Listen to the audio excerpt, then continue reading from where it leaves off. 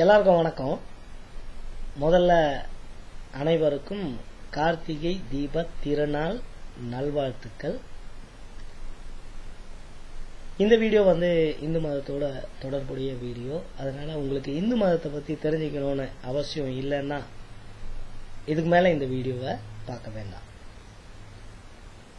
இப்போ இந்த வீடியோல கார்த்திகை தீபத்தை பத்தியும் கிரிவலம் அப்படின்னு சொல்றாங்க இல்லையா, அதை பத்தியும் சொல்லலான்னு இருக்கேன். இறைவன் ஜோதி வடிவானவர். அதனாலதான் மாணிக்க வாசகரும் ஜோதியே சுடரே அப்படின்னு பாடுறாரு. வள்ளலாரும் அருட்பெரும் ஜோதி தனிப்பெரும் கருணை அப்படின்னு நிறைய சித்தர்கள், நிறைய மகான்கள் இறைவனை ஜோதி வடிவா பார்த்திருக்காங்க. இப்ப கூட கோயில்ல போனா நம்ம தொட்டு கும்பிடுறது சிலைய இல்ல, கொண்டு காட்டுற அந்த நெருப்பு ஜோதியத்தான். கற்பூரம் காட்டுறாங்க இல்லையா, ஜோதி வடிவானவர் இறைவன். ஏன்னா பஞ்சபூதங்கள்ல நெருப்பு மட்டும்தான் இன்னமும் அசுத்தம் ஆகாத இருக்கிறது. ஏன்னா அது இறைத்தன்மை. வேள்வி, யாகம், தவம் இதிலெல்லாம் கூட கடவுளுக்கு செலுத்த வேண்டிய எல்லாத்தையும் அந்த அக்னியில தான் போடுவாங்க, நெருப்புல தான் போடுவாங்க. அதனால நெருப்பு இறைவனுடைய ஒரு அவதாரம். 5 எலமெண்ட்ஸ்ல ஒண்ணு.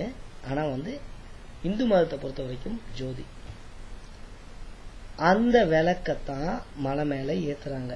இறைவன் ஜோதி வடிவு ஆனவர் அப்படி என்பதை காட்டுவதற்காக ஏத்துறாங்க திருவண்ணாமலையில.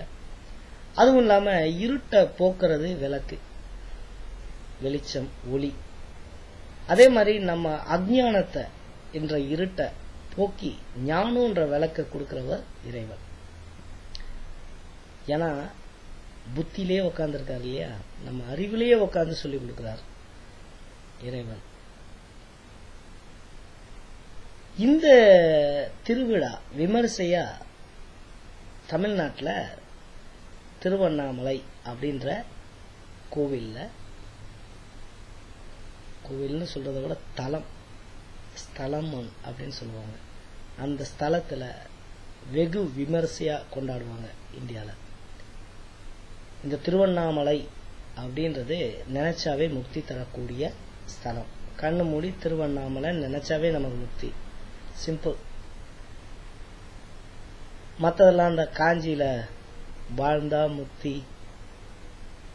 காசியில இறந்தா முக்தின்னு இருக்கிற மாதிரி திருவண்ணாமலைய நினைச்சாவே முக்தி. அந்த திருவண்ணாமலை, அந்த மலைதான் சிவன். இத சிவபெருமானே அருணாச்சல மகாத்மியம் அப்படின்ற புத்தகத்துல அந்த இதுல சொல்லி இருக்கார் சிவபெருமானே. இந்த மலை உண்டானதுக்கான காரணம் பிரம்மருக்கும் விஷ்ணுக்கும் யார் பெரியவங்கன்னு சண்டை. அப்போ இறைவன் சிவன் ஜோதி பிழம்பா உயர நிக்கிறாரு. ஒருத்தர் தலைய பார்க்க மேல போறாரு, ஒருத்தர் காலை பார்க்க கீழே போறாரு. கடைசியில 2 பேருமே பார்க்க முடியல, தோல்வியை ஒத்துக்கிட்டாங்க. அப்போ ஜோதி பிழம்பாய் நின்ன அந்த இதுதான் இப்ப மலையா மாறி இருக்காரு சிவன். அந்த ஜோதி தான் முதல்ல விஷ்ணுவும் பிரம்மாவும் அந்த ஜோதியை மும்முறை வலம் இவ்வளவு ஜோதி பிழம்பா இருக்கீங்களே, கொஞ்சம் தனியுங்கன்னு கேட்டதுனால தனிந்தார் சிவன். அப்பதான் மலையா மாறுறார். சோ முதல்ல கிரிவலம் வந்தவங்க இவங்க தான், பிரம்மாவும் விஷ்ணுவும். கார்த்திகை தீபம் கார்த்திகை மாதத்துல கிருத்திகை நட்சத்திரம் வருது, அன்னைக்கு கொண்டாடப்படுற ஒரு விசேஷம். அன்னைக்கு பௌர்ணமியும் இருக்கும். இப்போ வசிஷ்டர் முருக கடவுள் உடைய அருள் நமக்கு கிடைக்கணும்னா இந்த கார்த்திகை மாதத்துல வர கிருத்திகை நட்சத்திரம் வருஷம் தொடர்ந்து 12 வருஷம் விரதம் இருந்தா முருகன் உடைய பரிபூர்ண அருள் நமக்கு கிடைக்கும்னு சொல்லியிருக்கார். அது மட்டும் இதுல விசேஷம் இல்ல. இந்த கார்த்திகை மாதம் கிருத்திகை நட்சத்திரம் மற்றும் பௌர்ணமி திதி அமைந்து வந்தா அன்னைக்கு உமாதேவியே இங்க திருவண்ணாமலையில வந்து தவம் பண்றாங்களாம். அன்று ஒரு நாள். இதுவும் அந்த அருணாச்சல மகாத்மியத்துல இருக்கு. அதனாலதான் நிறைய பேர் வந்து இந்த கார்த்திகை தீபம் அன்னைக்கு அந்த இடத்துல போய் இறைவனை வழிபடுறாங்க.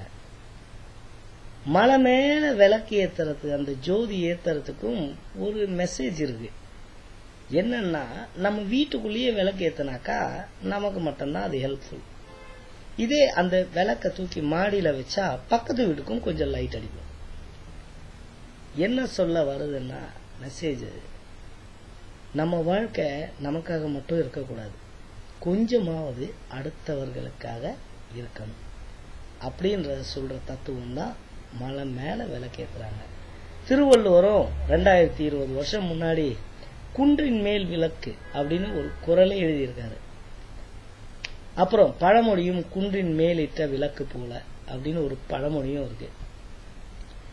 இந்த கார்த்திகை மாதம் கிருத்திகை நட்சத்திரம், இந்த கார்த்திகை தீப திருவிழா வந்து பல 100 வருடங்களா ஃபாலோ பண்ணிட்டு இருக்காங்க. ரெஃபரன்ஸ் எங்க இருக்குன்னா தமிழ்ல அகநானூறுன்னு சொல்லப்படுற 300 BC அப்ப எழுதின அகநானூறுன்ற புத்தகத்துல இத பத்தி இருக்கு. கார்த்திகை தீப திருவிழாவை தமிழர்கள் கொண்டாடினாங்க. அவ்வளவு பழமை வாய்ந்த ஒரு சிறப்பு மிக்க ஒரு விழா. இப்போ இந்த கார்த்திகை தீபத்தை பத்தி சொல்லியாச்சு.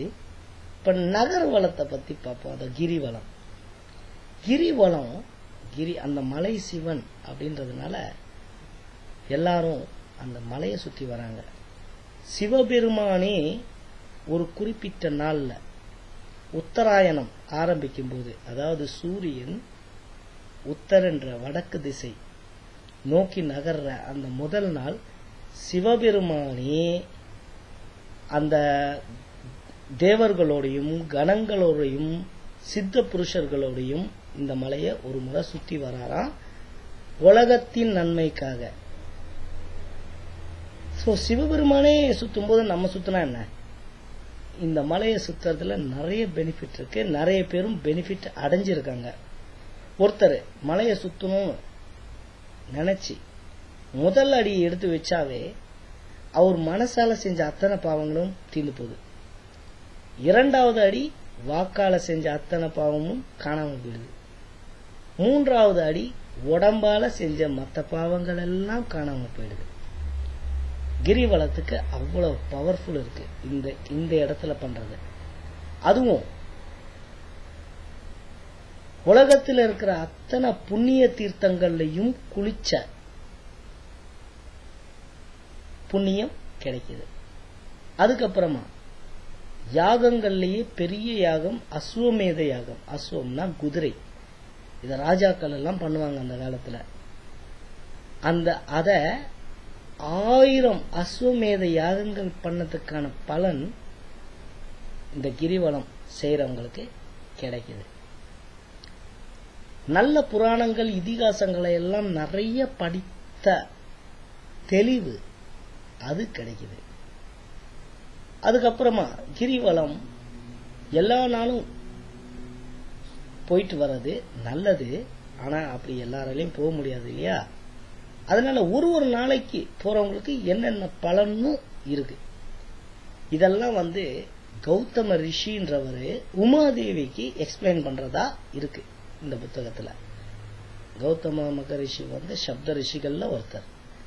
அவரு உமாதேவி பார்வதி தேவிக்கு சொல்றார் கிரிவலம் போறவங்களுக்கு என்னென்னைக்கு கிரிவலம் போனா என்னென்ன பலன் அப்படின்னு. ஞாயிற்றுக்கிழமை கிரிவலம் போறவங்களுக்கு லிபரேஷன் முக்தி கிடைச்சிடும். திங்கட்கிழமை கிரிவலம் போறவங்களுக்கு இந்த வயதான காலத்துல வரக்கூடிய ப்ராப்ளம்ஸ், மரண பயம் இதெல்லாம் போயிடும். வயசு ஆகாதுன்னு சொல்றாங்க, என்றும் இளமையா இருப்பாங்க.